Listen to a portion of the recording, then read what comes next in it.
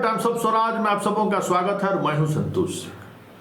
और आज हम टाइम्स ऑफ स्वराज में बात कर रहे हैं कि ये जो नवोदय हुआ है बीजेपी का, नया उदय, नवनिर्माण, उसमें जो आप जिन तरीके के चेहरों को प्रमोट कर रही है बीजेपी, तो वो कोई राष्ट्रीय फलक पर ही नहीं है, स्टेट में भी वही हाल है। कंगना और देवघर वाले जो लोग हैं, फिर ठाकुर, अनुराग ठाकुर, ये सब जो आपको दिखता है ना, ठीक उसी तरीके का चेहरा ये लोग स्टेट में भी प्रमोट कर रहे हैं। स्टेट में भी जो बीजेपी का अपना जो पहचान था ना, अपनी जो पहचान थी उनका, पढ़े लिखे लोगों को, जातीय समीकरण को भी देखते हैं तो उसमें भी एक अलग तरीके का पर्सनालिटी को तवज्जो देना, निशिकांत दुबे टाइप के लोगों को तवज्जो नहीं देना। अब वो भाजपा नहीं रही, अब भाजपा बदल चुकी है। तो उसी बदलते हुए भाजपा का एक नज़ारा आप बिहार में देख लीजिए। बिहार में भी एक से एक है।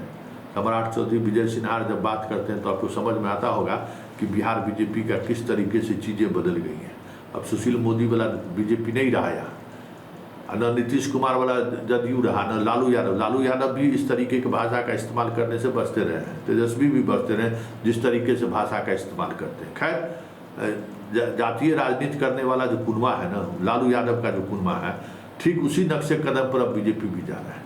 देखिए, ये है बीजेपी के खेल मंत्री सुरेंद्र महतो।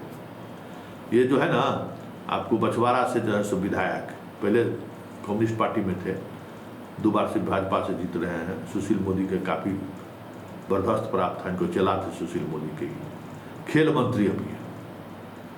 और ओलंपिक में जो घटना घटी ना हमारे रेसलर के साथ, महिला पहलवान के साथ, उसको लेकर मीडिया सवाल कर दिया कि देखिए उसके साथ इस तरह। इस व्यक्ति को ये भी नहीं पता है कि ओलंपिक खेल हो रहा है। इस व्यक्ति को ये भी पता नहीं है कि ओलंपिक खेल में जो है सो भारतीय महिला पहलवान के साथ क्या हुआ है।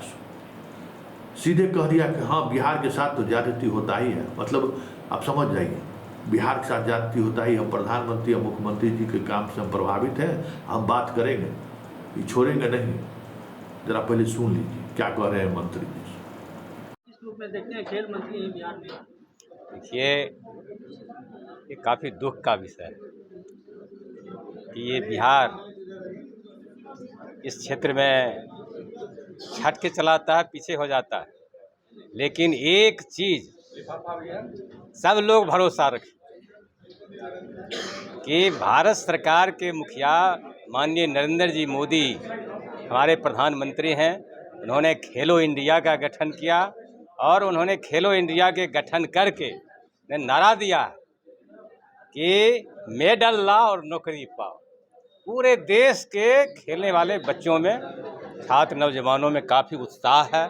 सब लोग उत्साहित हैं और इस दिशा में काफ़ी मेहनत किया जा रहा है।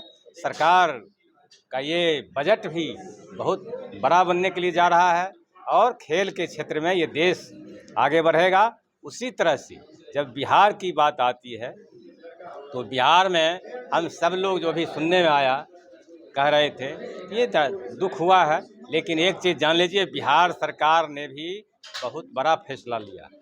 और इन तमाम चीज़ों को देखते हुए कि हमारा प्लेयर छट के चला था, लेकिन बिहार सरकार के माननीय मुख्यमंत्री नीतीश कुमार जी के नेतृत्व में बिहार सरकार का फैसला हुआ है कि हम सभी खेलों के लिए खेल का मैदान बनाएंगे। सुन लिए। अब बताइए, ऐसा मंत्री, विधायक अगर खेल मंत्री होगा तो उस राज्य में खेल का क्या तरक्की होगा, सोच लीजिए। अभी ओलंपिक हो रहा है, ये भी समझ में नहीं आता है।